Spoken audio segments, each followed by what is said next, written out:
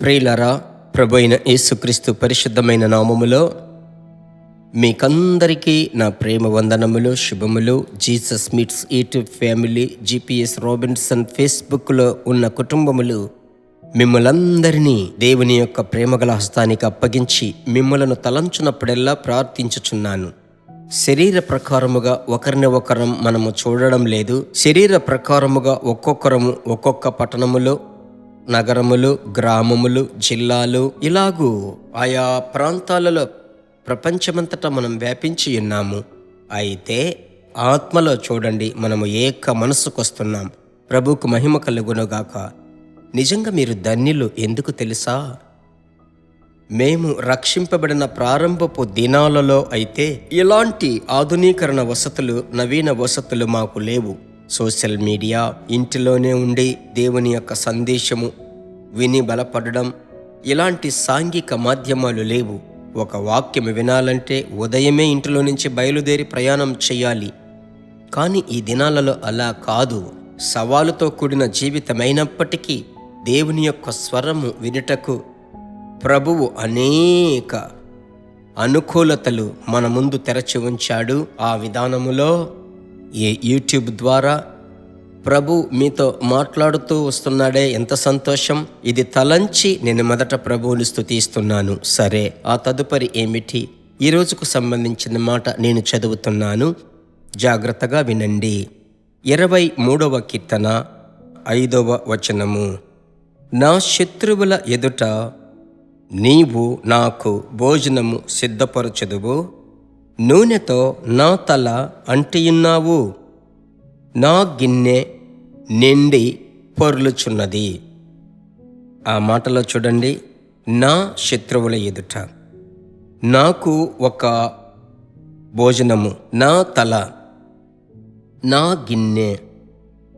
ఎన్నిసార్లు చూడండి నాకు అనే మాట వస్తుంది కదా. ఎలాంటి పరిస్థితుల్లో ఆయన ఇలాగంటున్నాడు?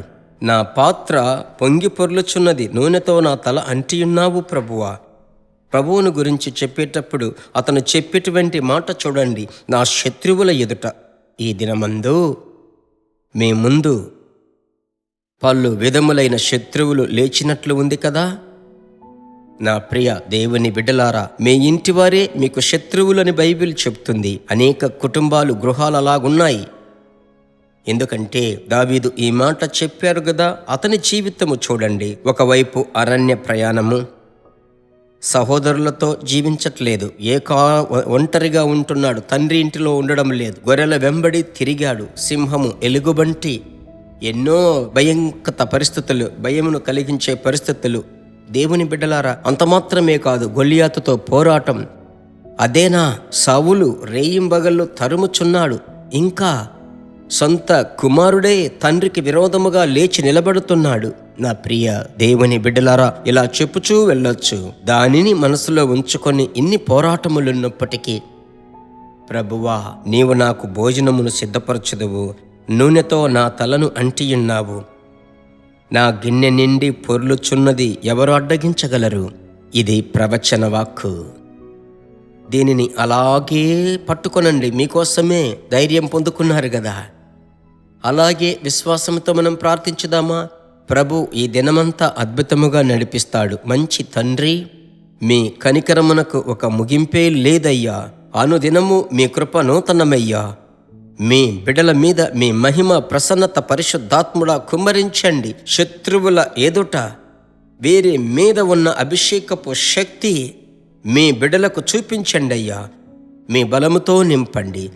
మీరలాగు చెయ్యబోయే దయకై స్తోత్రం. ఆశ్చర్యమైన కార్యములు జరిగించండి. యేసు నామములో తండ్రి, ఆమెన్.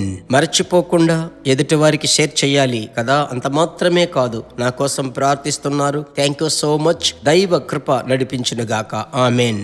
దేవుని బిడ్డలారా, ఈ వర్తమానము మీకు మిక్కిలి ఆశీర్వాదకరముగా ఉందని మేము నమ్ముచున్నాము. ఇంకనూ మా వర్తమానములను విని ప్రభువులు ఆశీర్వదింపబడుటకు జీసస్ మీట్స్ మినిస్ట్రీస్ అను మా యూట్యూబ్ ఛానల్ ను సబ్స్క్రైబ్ చేయండి. మరియు మా ప్రార్థన సహాయముకై మీరు సంప్రదించవలసిన మా ఫోన్ నెంబర్ 9841252836. మరియు 7299546363. Email gpsrobinson@hotmail.com. ప్రభు మిమ్మును ఆశీర్వదించునుగాక.